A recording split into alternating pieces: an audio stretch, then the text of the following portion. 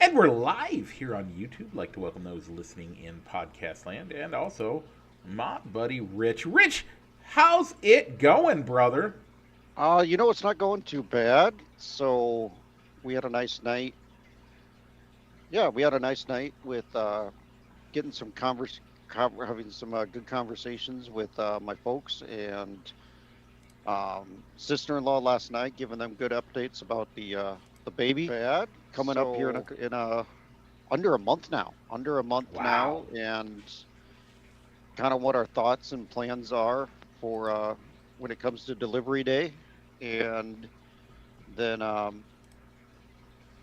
and then coming home and watching the Olympics, some Olympic action, the Olympics, and thinking that we might have to record tomorrow um, due to how you were feeling, Mike. We started watching the Olympics while we were having some breakfast this morning. So Yeah, you alluded to it. Yeah, I've had a migraine. I had a 2 day migraine at least. Today seems to be doing a lot better. Um, we'll see. I pretty debilitating a couple of days there, and it was hardcore, and I was not feeling great. And ended up getting sent home from work yesterday, and blah blah blah. My car's still at work because I was mm, like I couldn't see, like legitimately I could, like there were holes in my vision, which wow, is apparently normal for migraines and stuff. Um, ended up, yeah, things that you guys don't need to know about, like being ill and stuff like that. Like I'm not gonna. I'll spare you the rest of the details, but I'm feeling better today. I think I can see things, so that's good. yeah, Um, that is good. hopefully Um, that maintains throughout the day, and I can be ready for tomorrow. all right, Mike. So we have our could be our second to last NFL coverage for a little while Yeah, with the big game because nobody watches this. The Super Bowl. yeah. Come after us, NFL. It's the Super Bowl. Um, so Come yeah, we're after gonna us. give. We'll be a good sign that we actually get noticed. Yeah, that'd be great. I'll take it. That'd be actually a good way to get our names out there even more. You're right. Yeah. Anyway, Super Bowl So this yeah. week. We're going to talk about our prop bets that go with it, Mhm. as well as the coaching carousel. We're going to jump on that a little bit. Rich, we got other things to talk about. Yeah, we got racing. We had a race. Yep. A lot of delays in that race, so we'll kind of talk about our thoughts on the Bowman Gray race of the Cookout Clash, and maybe some NASCAR preview topics like drivers on the move and our takes on new tracks being added to the schedule this year with the Daytona 500 next week, and we'll talk some Olympics. So our thoughts kind of like on the opening ceremonies, as well as the mass singer, like we always do week to week. But Mike, what do we got to do first? We got to go ahead and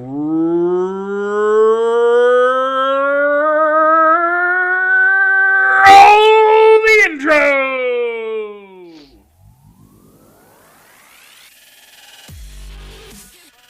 Broadcasting live from somewhere in Iowa. This is Balls and Sticks, the podcast, with your hosts, Mike and Rich.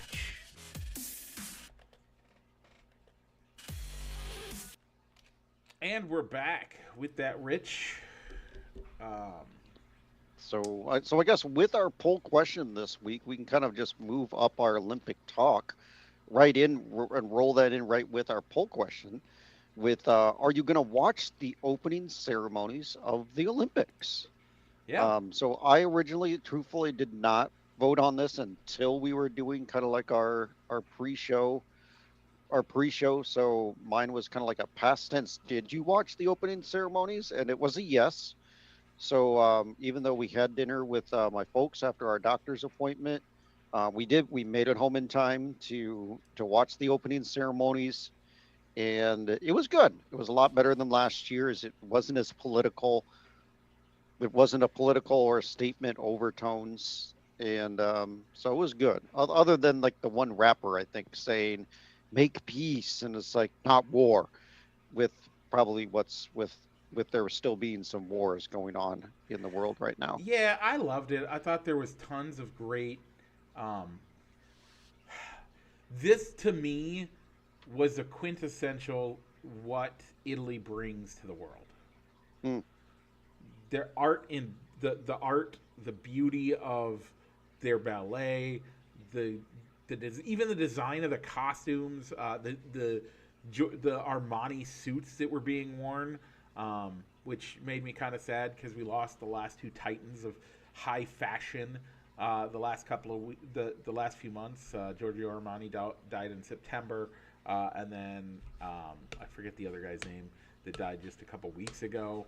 Um, but the fact that Armani being represented, high fashion, high art from even from classical to modern, their ballet, the opera, all of these hmm things that were just extraordinarily Italian.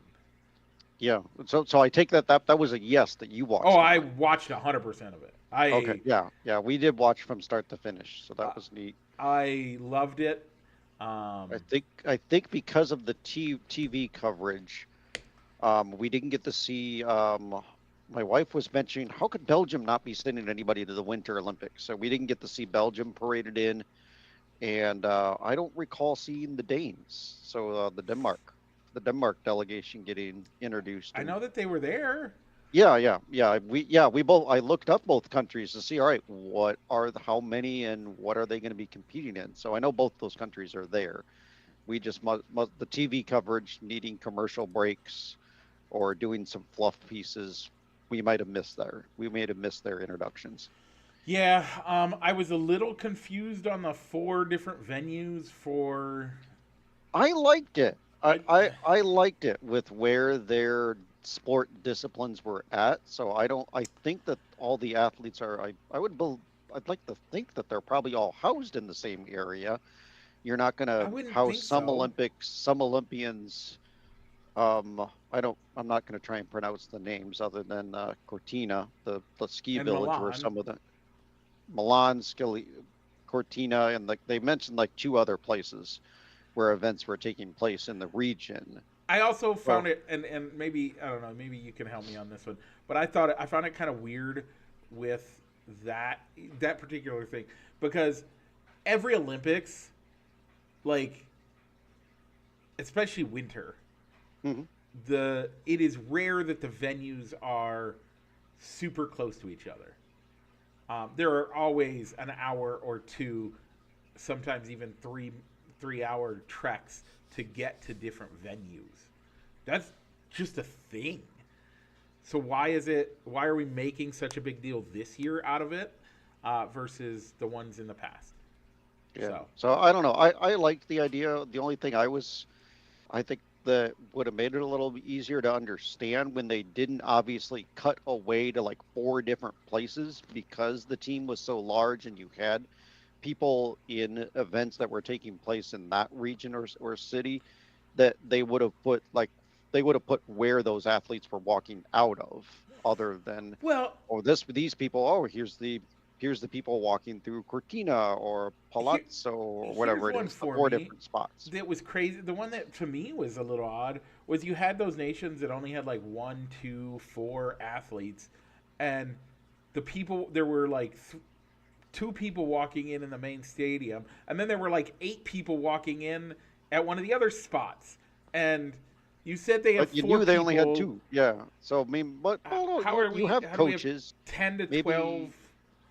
Maybe you have coaches or support staff that they Yeah, and decided that to makes let walk at the sense. ceremony. But if it's the parade of athletes, and I think every country uh, had had a representative in Milan, from what it looked like to me, and Yeah, then yeah, there was at least somebody walking behind the model, giving like their yeah, in Milan to walk the stadium, but they didn't always. Not every delegation had like a rep or a thing in each little cutaway, or maybe they did, but they only showed the TV one of what had the largest contingent, unless it was a country like Canada, the U.S., where you actually did have four. You had the athletes split up at all four locations. Yeah. to where they had a different flag bearer at one of the other locations. I really enjoyed it. Snoop Dogg making his appearance again. I love that Snoop Dogg is like, man, I am Team America.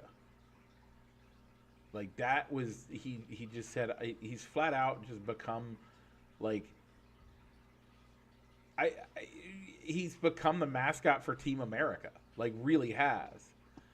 Um and yeah, that's super exciting. Um uh I loved it. I'm looking forward to it. It's so Yeah. good. So have you had a chance to, I mean, I know it's only like day one of the Olympics. Have you had a chance to watch any Olympic action yet? Not yet. Okay, yeah. As I alluded to, like in our how your week was, kind of like check in. My wife and I were watching some curling. Oh, I love curling so We were much. watching some curling this morning while we were eating some breakfast. Curling seems And like the sport of all the sports. It seems like the sport that I really want to do. yeah, okay. And but we do have a YouTube. We have a channel in our YouTube TV scrolling that's called the Gold Zone, Mm, which puts up four. It's on through NBC Sports, and it puts up four screens across Olympic action, and to where they'll highlight and kind of like the NFL Red Zone, where they'll jump around and give the audio for the different four screens that you have, or go back to the studio and tell you a little bit, talk a little bit, and then go back to the action. yeah, So we had that on for a similar little to what while. you can watch on Sundays with. NFL Red Zone, a little bit. Well, in it from my understanding with you because you guys have YouTube TV, right? We do. So we You can do can the build a, four screen, split screen, yeah, however you want to set it up. yeah, we can do a multi-view for networks that partner together or for similar type of events. And Yeah, but I guess with this Gold Zone state channel, you don't have control over which one you're hearing audio on. It's the network it's the network giving selecting the audio feed that's being played. So I don't know how often, because like we were watching that, it was like a critical part of the U.S. Britain curling match, and then they decided to cut back to the studio and talk for a little bit instead of staying with the action. So we yeah. flipped over to the main station that had that. But yeah, we're planning on watching some Olympics, and I don't recall all the new sports, but the one that kind of sounds interesting to me is the um, I think it's called the mountaineering event, where it's Yeah. almost combining like cross country skiing, but you're going uphill up the mountain, skiing down, or going around different obstacles on the mountain so you can ski down for time. So that Yeah. really sounds interesting to me. So I'm I'm hoping I get to watch that. that one does seem quite interesting to me. I'm looking forward to that one too. Um, again, I'm always a curling nut. I love curling. That's one of my truly like I would enjoy. I would love to go to the curling club and hang out and watch and play. As much as I would love to go watch hockey too. I just don't have as much time as I would like. But no, I'm here for it. By the way, did you know Hmm. that hockey was in the original, or curling was in the original Olympics, I Winter did not. Olympics? I did not. Also, fun fact: did you know that we have evidence of curling dating back as far as the 1511? I do not. I do not remember that. Like, it's curling. When you think curling, who do you think invented curling? I would go with the Canadians. See, that I would have thought that too. No, it's actually the Scottish. Hmm. It's a Scottish sport. Hmm. So yeah, all of the stones come from a specific island in Scotland. Yeah, there's a YouTube video that I watched this week all about curling, and I'm like, I knew a lot of this stuff, but some of it's stuff that I didn't. But anyway, okay. Gotcha. So this week's poll question: are you going to watch? Are you not going to watch? Let's see how the folks did. Let me get. Sorry, I didn't even bring it up. I should have done that. Or do All you right. have it up? I don't. But while you're bringing that up, I'll introduce our poll question this week. As we pinted about it these past couple weeks, we're going to go with grade school PE activities, and we've got 32 activities. We've ranked them. We've kind of averaged how Mike and I thought about them and created a bracket, much like we did for activities, seasonal activities. So we're going to go with number 32, the mile run versus knockout basketball. So the mile run is self-explanatory. Knockout basketball, you are lined up. You're lined up in a row. The first person shoots the basket. If he makes it, the ball goes back to the next person in line. And if the next person in line makes the basket before the second person shooting, they are eliminated. There are two Or basketballs. oh yeah, two basketballs. Yeah, it is two basketballs. So the So you're first two not people shooting. in line, the first one gets to shoot first, and the second one starts shooting, and whoever gets the ball in first, uh, if it's the first guy that shot, he goes to the end of the line, and the second Mhm. guy keeps shooting. And if the first person up shoots, they continue to play. But if the person that started after them makes it in, that person is eliminated and goes to the end of the line, and then both balls Yeah, start anew. eliminated. Yeah, eliminated. You're out of the game until the last person is standing. Yep. So that poll is live right now, so you can vote on it, and you can find the poll questions at Fans of Balls and Sticks.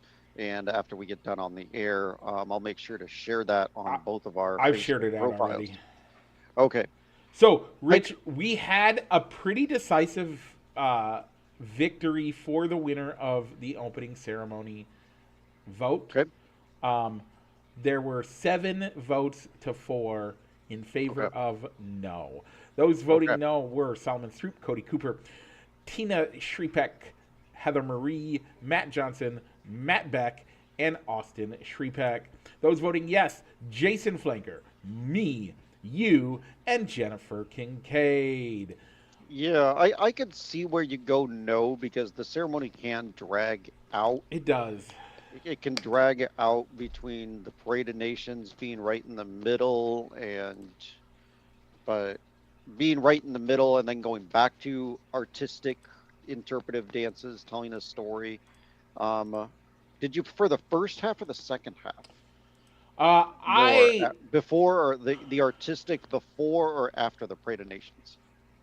hmm, that's a terrible question Mm, because there were elements of both that I loved. Um, uh, Bocelli yeah. singing. I will admit, it brought me to tears. His voice is just amazing.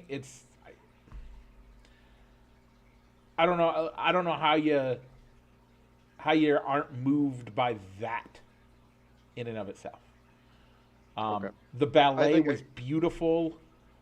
Um, we were talking. I think I said it before we went on air. It was the perfect embodiment of what Italy has given the world. The arts, the art of opera, the beauty of ballet. Um, it was very connectable to most of the world. Now, is that because and I'm not here making it a political statement, and I don't care, but is it likely because it's so relatable, so connectable, and so beautiful to so much of the world because Rome is essentially the birthplace of Western civilization? mm, Probably. But does that mean that what it provides is not amazingly beautiful? And so much of the world can so easily connect in a way that just moves you, both the first half and the second half, and different parts of it. I did not like the Parade of Nations coming in 4 different spots, but it's fine. Um, I thought the whole thing was grand and amazing. I'm sure there's going to be conspiracy theorists about that the cauldron that they have, that the ball of lights that if you look at it at the right angle looks like a pentagram. Blah blah blah. mm. People, that's not what it's about. The devil's not behind every corner. I thought we left that in the '80s. Come on now. Anyway, But with that, I loved it. Um, Yeah, I liked more. I liked the second half a little bit more, getting like the little anime in their digital world as they were going through and highlighting that this is the 100th Winter Games, so an anniversary year for the Winter Games, and showing all the logos and how it's evolved a little bit. So yeah, and going through the decades with the performances. So I enjoyed it. So looking forward to watching some Olympic action, having it on in the background while doing some reading and just hanging out with the missus and watching some Olympic action. But Mike, the Olympics isn't the only thing that's going on, as we have the Super Bowl. But before getting into the Super Bowl, Mike, did you watch any of the Pro Bowl? no, Okay, neither did I. I found I didn't watch much highlights of it. I didn't, but in seeing the image of it, it almost looks like it was like a televised event, but it wasn't. It almost seemed to me like they could have tape delayed and done anything with it. It didn't look like there were fans in the stands. It looks like they were almost in like a closed off, like setted area to kind of have like a controlled environment rather than being at a stadium where fans could attend the event. But maybe I just didn't. Maybe those were just the images that I saw. So where it more looks like it's just turned into like a made for TV event, and it's not necessarily a fan event that gets attended anymore, that they market that way anymore. But I didn't watch it. Um, it just shows how much the importance of the game has gone downhill so much that they put it on a weekday. It's not even on. That's not even like a headliner like Saturday event, Saturday or Sunday afternoon event to have yeah, something before the Super Bowl. I got no reason to watch. I don't care. All right, finally the Super Bowl. We got to go over some prop bets and who we're gonna pick for the big game. Um, Tidbits that I found out this week. It'll be the first Super Bowl matchup between teams wearing like a color rush jersey, as the Seahawks will be in their navy blues shirt and jerseys, jerseys and pants, and the Patriots are wearing all white with the red, white, and blue stripes on the shoulders. I don't know that I like the all white, but whatever. And the Patriots will make history regardless of the outcome, Mike, as they will either become the team that's won the most Super Bowls or they'll be the team that has lost the most Super Bowl matchups. Regardless That's of the outcome, they make history. that's crazy there.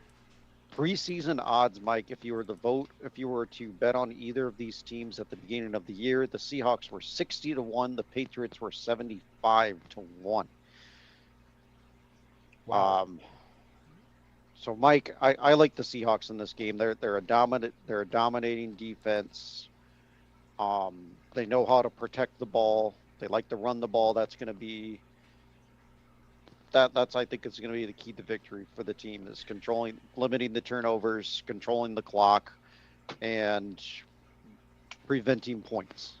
I want to cheer for the Seahawks, but I have some PTSD from 11 years ago, Hmm.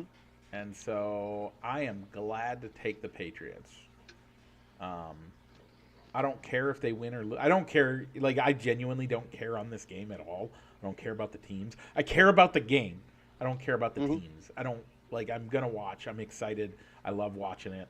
I love how I love how it brings people together. We're gonna have like 20 people at our house, which I'm Wow. excited for. Um, I think it's gonna be a great time. I'm looking forward to this game. Um, I'm not looking forward to the halftime show, and not again my reason for not looking forward to the halftime show is because of some of the because I'm pretty sure that a lot of the people that are coming are not going to be into it, and so they're just going to either badmouth it the whole time or want me to put on an alternative one. I don't have a way to put on an alternative one, so we'll mute the whatever and let it sit and do our thing. I get it. You don't want to hear about you don't want the political stuff being brought in. Well, there's not going to. I don't think there's going to be any political. Well, the commentary, the backlash on it is related to political. But Bad Bunny is going to use this as a platform to 100% make arguments again. Like he's going to just use it as a platform to make political statements. if That you know Spanish, because No, he'll do it in all English too. He okay, will. but all of his being, I remember read an He's article Puerto about like Rican. yeah, He's gonna speak what they speak in Puerto Rico, which is mostly Spanish. Okay. Um, yeah, that was I remember reading. I read an article like that ESPN put out about, well, why the Super Bowl, why the NFL stuck by the Bad Bunny decision, and they were talking about when he did like a Saturday Night Live performance where he did like part of his monologue in Spanish, part of it in English, and the article said though, like he started talking about it, and with no matter how you feel about the Super Bowl halftime show, I mean, you better, if you like, he was doing after he finished doing the second part of his monologue in Spanish, he was like, all right, if you didn't respond, if you didn't understand any of what I just said, you got 4 months to learn, because that's going to be the Super Bowl halftime show. It's all in Spanish. So, but I guess the Super Bowl that the NFL is trying to reach a global audience and try and tap into a Latin American or a Latino fan base. So having an artist that predominantly does Spanish, that's Spanish speaking, would be a reason, I guess, to take that type of action, take that type of, make that type of decision. and that's their prerogative. I'm fine with that. I don't mind it personally. I don't genuinely care about it all that much. Um, I think he puts out like what I've heard of his music seems decent. So, I don't know. To me, he's the caddy on Happy Gilmore too. That's all I know. Bad Money. That's all I know of Bad Money is he was in Happy Gilmore 2 I haven't as seen that Adam yet. Sandler's caddy. I have not seen it yet. Is it good? Yeah, we liked it. We liked it. But we like stupid funnies. We like Adam Sandler's stupid funny movies. I So, I tend to as well. So maybe that. I mean, all right, Mike. Rapid fire. Let's okay. keep it moving. Rapid fire through these 20 prop bets that you've given us, Mike. Length of the national anthem in second covers time to be used, over or under 120. Let me get to where I had it filled out. I'm gonna go under. I'm going under as well. I don't know who's performing it, but I'll take the under. The coin toss, Mike, heads or tails? Tails never fails. I'm going heads. The first offensive play will be a run or a pass. Run. Run as well. Both these teams like to run the ball, so I think that's what they'll start with. Which team will score first, the Pats or the Seahawks? Who you going with? Seahawks. Me too. First turnover is going to be fumble, interception, turnover on downs, or missed field goal. Weather conditions are going to be good, so it's not going to be a missed field goal. So I'm going to go with a turnover on downs. Me too. Which team will commit the first accepted penalty? I'm going to go with the Pats. I am as well. Which team will get to 10 points first? I am going to pick the Seahawks. Oh, I misinterpreted that. I originally put neither, but I saw neither team. I thought that was like within the first quarter. So Let me make I'm sure gonna go. that's what it says. It does. Which team will get the first 10 points first? I don't think the scoring is going to be that low. So I'll go Seahawks on that one. I'll flip my answer. Okay. Which team will either team score during the first 2 minutes of the first half? Yes. Yeah, I'll go yes, 2. Which song will be performed first at the Super Bowl halftime show? I don't know any of these songs, so I put other. I went with TD Mi Pregundo. Okay. I don't. I probably wouldn't even know which of these songs was performed first without looking at a set list after. Oh, I the won't fact. be able to look. I won't be able to tell you. I just will jump on and look at the live updates as All it right. goes. Will anyone accompany Bad Money on stage to perform a song with him? Yes. I put no, but it's also another thing I'm probably not going to be watching. That's when I'm probably going to be eating more food or going to the bathroom or maybe switching over to the Olympics. to watch some Olympic action instead of the Super Bowl halftime show. How many songs will be played during the halftime show? Over under 11 and a half. 11 and a half. I went under. I went under as well. I'm hoping for under. So I don't total, know his songs well enough to know. I'm just going under. Um, I figure 2 minutes a song. He gets 20 minutes. It's got to be under, right? I think. I think so. Um, All right. Total number of players to attempt a pass, over or under 2.5. I'm going over. I'm going to go the under. I think both quarterbacks are healthy, so I don't think you'll see I don't think you'll see a backup quarterback forced into action. And neither of these teams really do much trick play. So it isn't like you're going to see a wide receiver or a player other than a quarterback doing a pass attempt. I only say over because anytime it's that low of an over under, I always go over. Okay. So who will have more passing yards? Drake May, Sam Darnold, or other? I'm gonna go with Sam Darnold. I went with Drake May. I think Okay. the Pats throw the ball a little bit more than. Who will have more rushing yards? Stevenson or Walker the second or other? I went with Kenneth Walker. The Yeah, Pats me too. split their backfield. They have two backs that predominantly carry the ball in New England. And I agree. Seattle only has one. So Well- who will have the most receiving yards? Stefan Diggs, Hunter Harvey, Henry, Jackson Smith and Jigba, Cooper Cup, or other? I went with Stephon Diggs. Okay, I'm going Jackson Smith and Jigba. When Seattle needs a big play, they throw the JSN. Okay. What color will the Gatorade be poured on the winning coach's head? Green, lime, yellow, clear or / water, red or pink, blue, orange, or purple? I'm going red pink. I'm going green. Okay.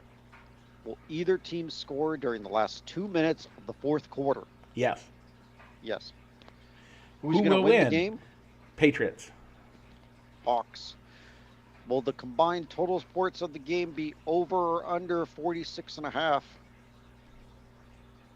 I'm going under. I'm Both going teams over. play good defense.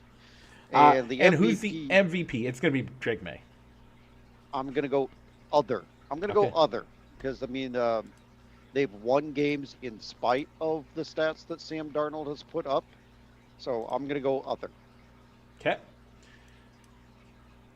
And with that, we will cover those next week. Okay. Where are we at on time, Mike? Because you have the official time. 32 minutes. Okay, I think we 33. can go to the coaching carousel and then kind Yeah. of close the book on this. So from show to show, the Cardinals ended up hiring Mike LaFleur, the former offensive coordinator of the Rams, and it is rumored that Clint Kubiak will agree to coach the Raiders once the Super Bowl has concluded, since they cannot officially sign him since his team is active. So top to bottom, the head coaching hires based in the order in which the teams fired their previous coach. The Titans will get defensive coordinator Robert Saleh from San Francisco. The Giants hired Ravens head coach John Harbaugh. The Falcons went with the Browns coach Kevin Stefanski. The Cardinals went with LaFleur. The Browns went with Todd Monken. The Raiders went with Clint Kubiak. Or they have a deal in place. They're just waiting for Monday to announce it. Ravens went with Jesse Minter. Dolphins went with Jeff Hafley. And Steelers went with Mike McCarthy. Bills promote Joe Brady. What's your favorite of these hires? Favorite of these hires, I think, is Harbaugh. So yeah, most established head coach. The Giants became a good team. Yeah, I think they finally got the right coach in there. They've got the young talent in there. Harbaugh will bring the coaching. Yeah, I've liked the coordinators that he's hired. So it'll be interesting to see how that works out. Matt Nagy got the offensive coordinator position after Monken went to the Browns to be the head coach. Yep. So it'll be interesting to see how he does getting to call plays again after working for Andy Reid the past 2 years, and Yeah. How that Bears tenure did not go well. I really like. Uh, I actually really like Kubiak to the Raiders. I think that'll be a Hmm. good. I think that should be a good fit. Hopefully that works well for them. Um, my least favorite is Mike McCarthy to the Steelers. Okay. I understand he's a local boy and all that, but his the only reason I think this makes sense is if they're thinking it will bring Aaron Rodgers back. Well, they did kind of talk about like how he supposedly has a reputation for developing quarterbacks, in how he took Aaron Rodgers. He improved Aaron Rodgers' mechanics and how well he operated, how well Aaron Rodgers operated. But then there's always that argument of was it because Aaron Rodgers was so good, or was it because of the partnership between Rodgers and McCarthy that the Packers were so good for all those years, and the offenses that he produced in Dallas with Dak Prescott? Um, yeah, I don't. So maybe they're still grooming and hoping that Will Howard, the backup late round quarterback they drafted last year, or they're going to be drafting a guy to maybe sit behind a bridge quarterback next year. Um, I the don't head like it. coaching What's your least favorite head coaching hire? Todd Monken in Todd Monken in Cleveland. Okay. I think he's kind of. Ah, I just don't know with this one. It probably cost hiring him cost you probably the best defensive coordinator in Jim Schwartz, as he got passed over for the head coaching job a second time. The first time was when they hired Stefanski. I think he stuck around as the defensive coordinator. This time, got passed over again, and he left the team. He resigned. They hold his contract rights, so they'll get some compensation if another team decides to hire him. But I mean, the defense was what was making you relevant and playing well under these last couple of years with Stefanski, and the players liked him. He knew the temperature of the locker room. I Yeah. think it would have made a lot more sense to hire him and get a good offensive coordinator. They probably could have hired Monken as the offensive coordinator if they could have outbid the Giants Yeah. for his services. I think there's. The only thing that makes sense about the Monken hire is that he could be one of the few coaches that says, I can work with Shador.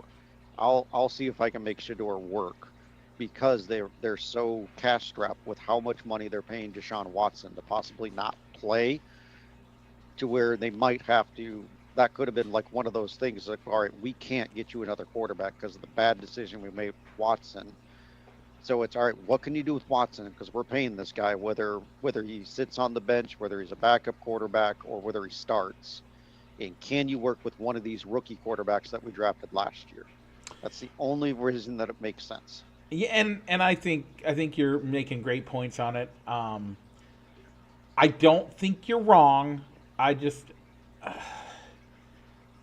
I would have kept Schwartz in the building if it was a decision of, you're either promoting me or I'm going to walk. I would have gone with Schwartz. I probably agree with you on that. Um, but sometimes you just need to clean house and you need a fresh start. And promoting a guy like Schwartz, who I think really did have his finger on the pulse of that team, letting him go says we're starting fresh, we're starting new, we're doing it. We're not, what's past is past. What from here on out we're going somewhere else. That's really what that does, in my opinion. And that's the only reason why it makes any sense. Outside of that, you're right. I think all of the points you made are quite Okay. But accurate. but then if you're going, let's clean house, why would Joe Brady get the Bills job? I'm so again. These are two different I know, scenarios. two different Two scenarios. completely different scenarios. The Browns are dog brown. If that makes without A me, little bit, a little bit. yeah, they're dirty. They're terrible. They have very little winning going on the past 3 years. They have not been competitive in a way that they want to be. The Bills have been competitive in all up until you get to the playoffs.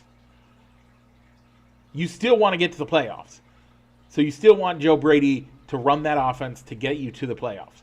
But what you don't need is a guy like you don't need a complete rebuild in your coaching in Buffalo like you do in Cleveland. That's the difference. It's a huge difference. Yeah, well, but that if there was going to be a girl, let's clean house, let's bring in fresh eyes, fresh ideas, because obviously whatever we're doing, it's not working in the playoffs. That's why you got rid of Sean McDermott. But I mean, but again, that's not. I'm sure, they are not. I'm sure their quarterback, who was involved in the coaching search, probably played a role in hiring Joe Brady. But again, that situation was not about cleaning house. That wasn't. That was about, okay, you're not taking us where we need to. We need to get over that hump. How do we get over that hump? Not, we need to rebuild this from the ground up. Joe Brady says, okay, I'm going to try my things and hopefully I can push us over the top. Now, I'm not saying he's going to be able to. I'm just saying that's the hope of that. Whereas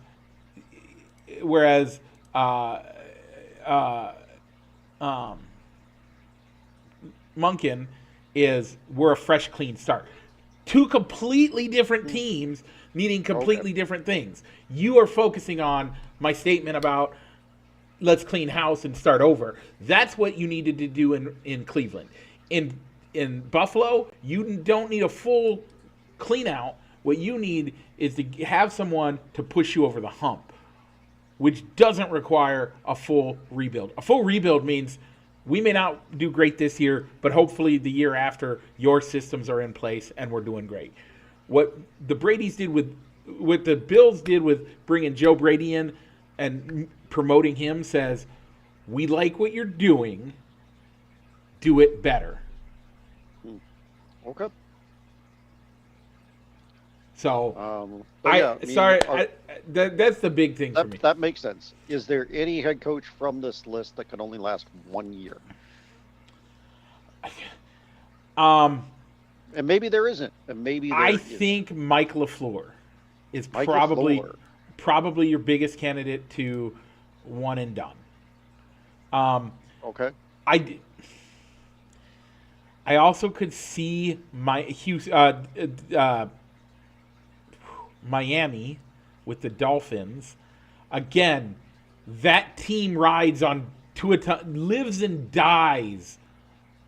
And kind of like, that's a little creepy to say because I'm afraid that it might happen, but on Tua Tagovailoa's concussion situation.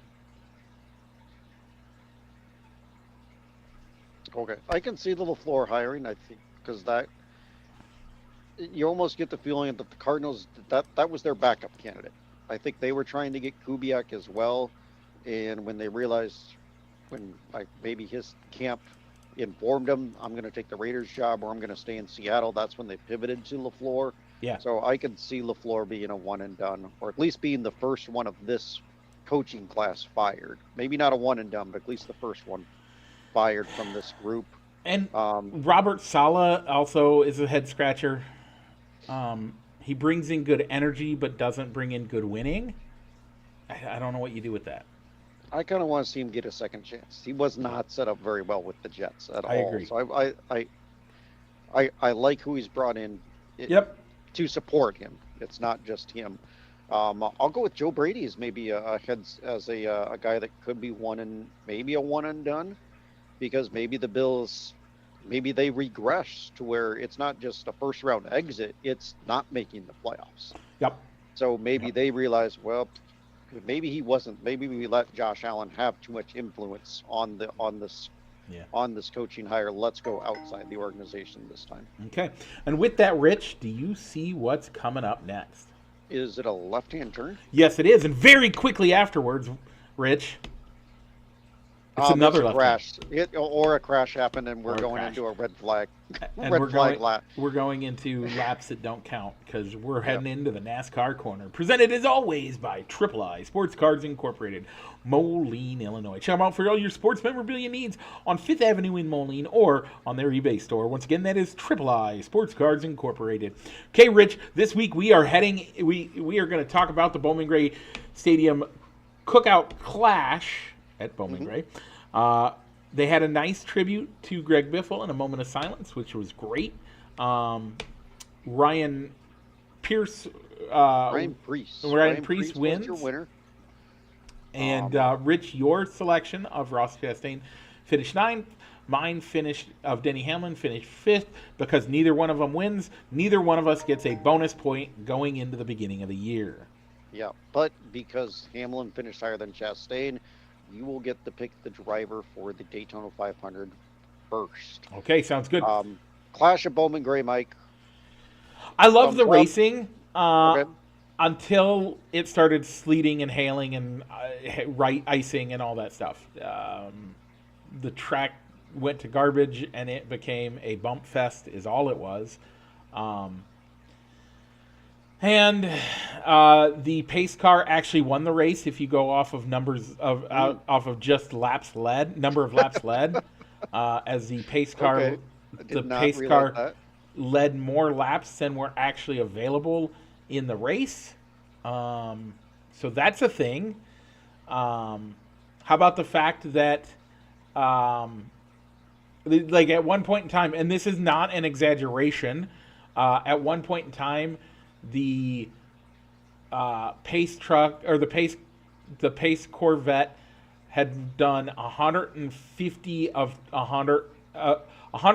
laps led of 140 laps total, but none of those 150s counted, which means there was fuel issues.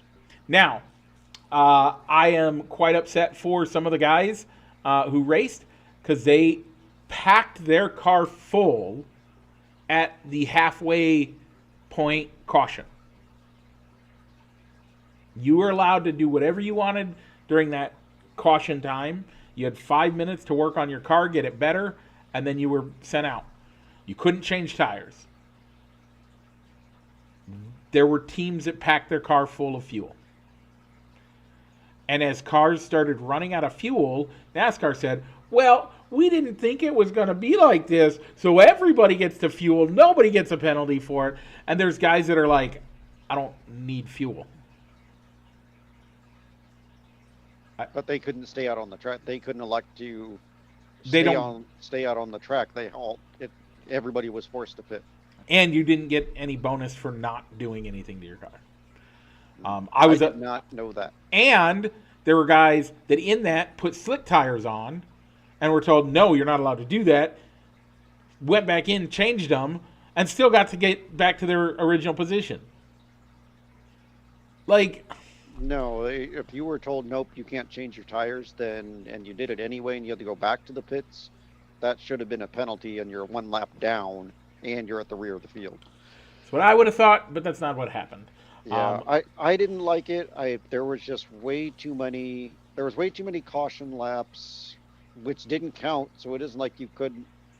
It was either green laps or no laps. So it took them nearly 500 laps to get 200 laps in. It just ended up being a very boring race because of all the cautions that took place, and especially those early wet ones. That while it was really wet still, you would get 3 restarts and have only gone 1 lap. Yeah, with the, I think I was telling my wife we were racing, why don't they have the windshield wipers on? They knew this type of weather was a possibility. It isn't like, and they had time to put that different type of windshield on with the race being delayed Saturday. When you had race was delayed Monday, we're going to run it Wednesday. That's 2 days to go back to Charlotte or go back to where else in the Carolinas where your race shop is, bring that type of windshield down, install it, and have a wiper available. Whether you use it or not is up to the driver or the crew chiefs to say, turn on that wiper. Yeah. To make that available, and you could have easily still had time to do the required inspections. Yep. Okay. So that's what kind of surprised me about it. I think I missed because the race was so boring. I think I had taken some NASCAR naps and missed the race and missed the race and missed who won the race when we flipped over to FS2 because the racing took longer than expected for Fox Network, so they had to flip it. So they had to change it over to their cable partner instead of finishing it on Fox National. So, okay. So with that, let's go into what the schedule looks like real quick. We're not going to be able to go through everything, or do you want to push this off till next week? We're at 50 minutes. Let's talk next week about it. Okay.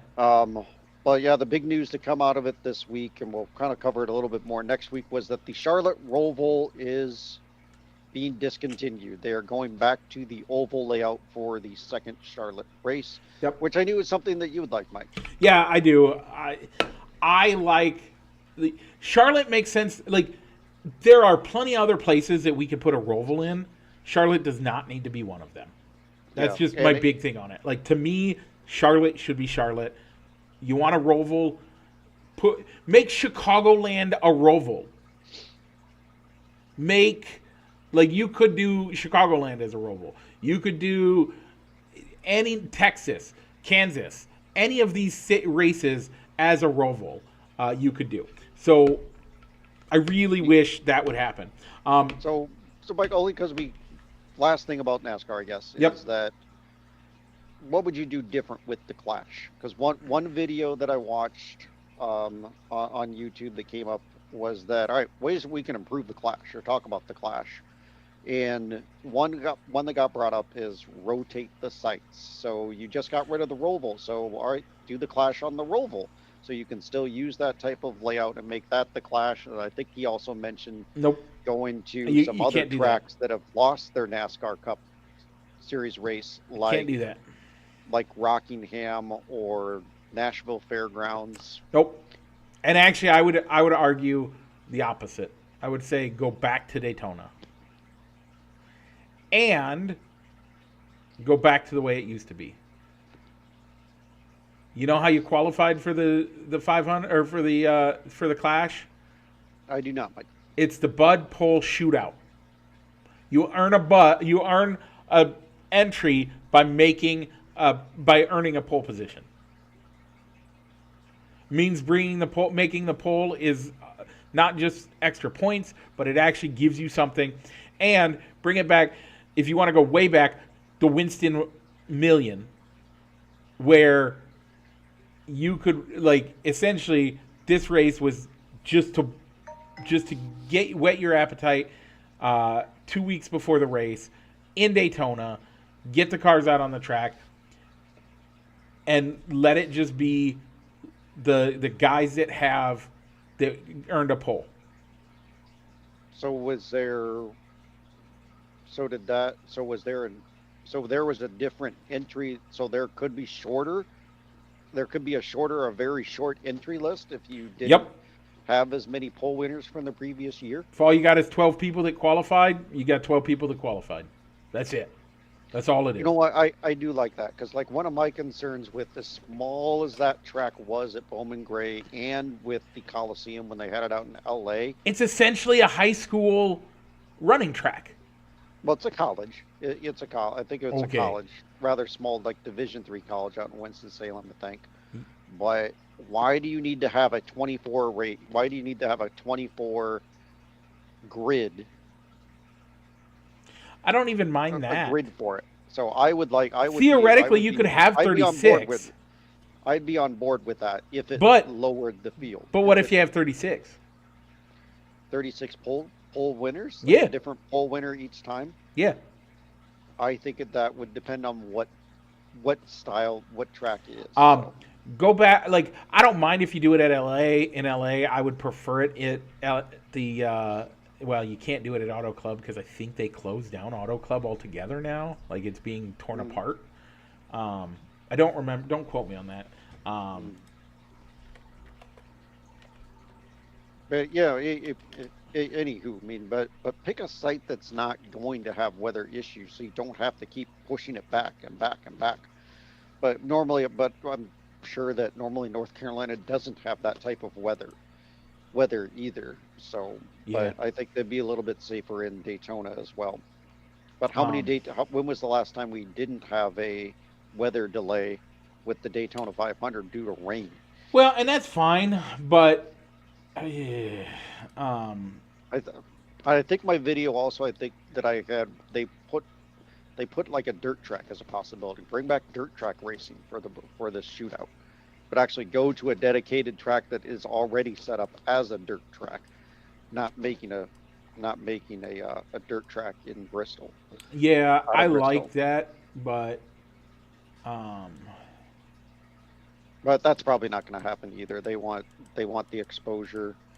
So I think I like the idea of going to a track that isn't on the NASCAR Cup schedule to give that location a NASCAR apparently Cup Fontana race. has not been torn apart. It's just not being used.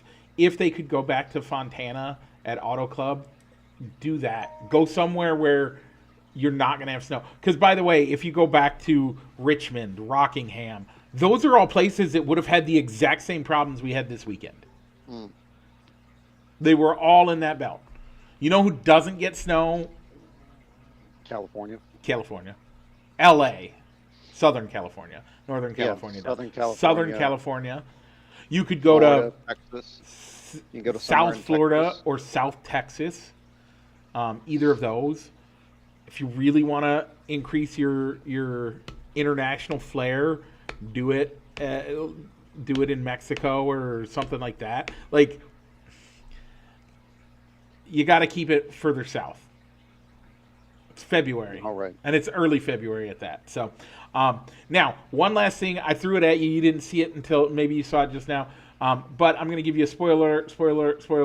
Matt, we're going to talk Matt Singer in just a few minutes here. But Cletus McFarland ran testing and I believe was approved to race in the Truck Series. Oh, okay. So he's going to run Daytona in the Truck Series. This, again, Hmm. his goal is to run the Daytona 500. This Okay. is the next stepping stone past ARCA. He still plans to run the ARCA race, but then he'll run the Daytona, the truck The race. Daytona truck race. Yep. Okay. So that'll be exciting. Lots to come with that. We're going to see how that goes. Again, I'm telling you, the amount of eyeballs that it is getting on NASCAR right now is huge, and I'm here for it. So, Yeah, and also before we leave the NASCAR corner, um, we play fantasy NASCAR together. That's one of the reasons why we do why we do a weekly pick for the races every week. But we also talk about fantasy NASCAR. Friend of the show, Solomon Stroop, plays along with us, and so if you want to join our fantasy NASCAR league, check out the link in the show description to join our league and play along. so Rather easy to play. You pick six total drivers, and then throughout the race you have one driver that's in your garage that you can put into your starting lineup before the start of the third stage to maybe because that garage driver is running high on the grid, or you've lost one of your starting drivers due to a crash yep, or just bad racing, yep. being bad luck. So fantasy NASCAR. So it's open on the NASCAR app, You and can't. Mike will have a link. You Yeah. can't edit your lineup yet, but but the leagues are open Yes. right now. So sign up and get connected. Okay, with that, folks, we're gonna go into the Masked Singer. If you don't want to listen, go away. Bye. See ya. Come back next week. Join us. Yeah, check us out on Facebook.com/fans of balls and sticks for our poll questions. Facebook.com/balls and sticks, which is just our homepage for our show. We don't really do anything there, but if you want to jump on there, you can like that too. But the real place is where you want to check us out. If you want to watch us live, check us out on YouTube.com/balls and sticks. And you can watch our stuff live, or you can join us later. If you comment in the show live, we will give you a shout out. No shout outs this week, mind you. And with Yep. that, let's go into the Masked Singer. Rich, this week's Masked Singer delayed because of Bowman Gray. Um, wasn't delayed for me because we intentionally watch it the next day so we can skip our commercials, and YouTube TV records it regardless of what time it actually airs. Yeah, normally mine does a pretty good job of it, but this time it just didn't. And so it Yeah. said that it did, but I didn't try and I didn't trust it, and so we had Red, White, and Clue celebration Yeah, of I America's liked it. 250th. I liked it. They brought back the Baldy Eagle, which was Dr. Drew Yep, from a previous season. It kind of got annoying with like the panel. Oh, you scared me, or I wasn't expecting that. I was like, come on. it was a bit. It was fine. Whatever. Yeah, why'd they have to continue that bit after performances 2, 3, and 4? Why was that still being said when it was 3 and 4 when the Eagle came out to bring out the clue on 3 and 4? But anyway, whatever. Who was your favorite performance of the night? I think the Panagon. Yeah, the Panagonin was really good. She And I she did really well. have an idea. Okay, Okay. all right. What's your guess for that? Right now, I'm going with Melissa Starks. Okay, Melissa Stark, because she's been a sideline reporter for multiple Super Bowls. Okay. I went with my initial reaction before the panel said anything was Katy Perry because she performed at a Super Bowl halftime show. That you're right. You're right. But I think it's a little bit more beyond that. So I'm guessing, like I said, I really do think that she is a sideline reporter of some sort. I went Okay. with Melissa Stark because I don't think it's Erin Andrews. No, I don't think it is Aaron Andrews either. I could see it being Erin Andrews, but I don't think it is. I'm going to go with Melissa Stark. Okay, so I think my favorite, other than the pentagram, Pengean or whatever it is. Panagali. Okay, I like the Shockwave. Yeah. He Yep. was good too. I think I'm on board that's Conan O'Brien with the Ginger Clue and on air The high talk voltage. show. Yeah. High voltage. I think it's Conan O'Brien. I don't know. I was trying to come up with a soccer player, but is Conan O'Brien's parents, are either of them immigrants? I think they might be, but they're not Greek. They're not Greek immigrants, but Right. they're more Ireland. I think they're more Irish, or at least he claims like on previous show that he's Irish because of like the pale skin and red head. So, but so I'm going to go with Conan O'Brien as the as high voltage, but I still wonder what the 22 means and what the now the V in his costume means. So I don't. Nope. I think I'm originally going to we tell thought you. it was an athlete. So I'm going to say I doubt it. Hmm. Because now his dad seems like it falls in line, as his dad was a renowned etymologist. Hmm. So he wasn't. That would be science. But the poet, his mom was a lawyer. Hmm. Gotcha. But it'd be neat to see if it is Conan O'Brien because I think he does sing. He has played the guitar as part of his bits on his talk show, and I think when he did the comedy specials when he was in that odd time frame between being fired from the Tonight Show and before he started his own show on TBS, and now he's gone into podcasting. So that makes sense for like the on air. I think you could be right. I like it. I just think I think there's a lot of holes in it. Okay. So going home tonight, did you agree with who they sent home between? Based on the performances of the night, yes, 100%. I thought Calla Lily was the worst. Okay. I originally, when the owl came out, I was like, nope, the owl's going home. Nope. Forget about it. I think But he had a much better performance than he did last week. the Calla Lily did the song. She sang. She didn't really sing. Yeah. And I don't think she did great. No, I didn't like the performance either. And So, she did go home. Yeah, the Calla Lily did go home. a lot of the clue package good on Jenny McCarthy for connecting all the dots Yeah. and going with who it is. It was Teddy Mellencamp, the daughter of John Cougar Mellencamp. Yeah, who's battling what it wasn't breast cancer, I didn't think. It was lupus, wasn't it? Oh, They said no. it was It was something else. I thought lymphoma or it something. might I have been could have sworn it lymphoma. started with an L. But yeah, they said that she had just finished radiation therapy Yeah. and was cleared. But yeah, you could visibly see like the shaking. So I don't know if it was nervousness or just being exhausted from recovering. So Rich, uh, you were born in '83, right? I was born in '82. Oh, she's only a year older than you. Oh wow. Yeah, crazy. Okay, So yeah.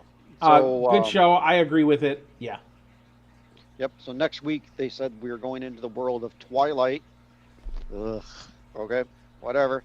We'll see what the tie-in is with. So they're going to be glow in the dark werewolves or vampires or whatever. I'm not familiar with I'm just not that familiar with the Twilight saga. Yeah, so. neither am I. Rich, We'll take see. us out. All right, Mike. So thanks for everybody for listening. Mike, go ahead and roll the outro.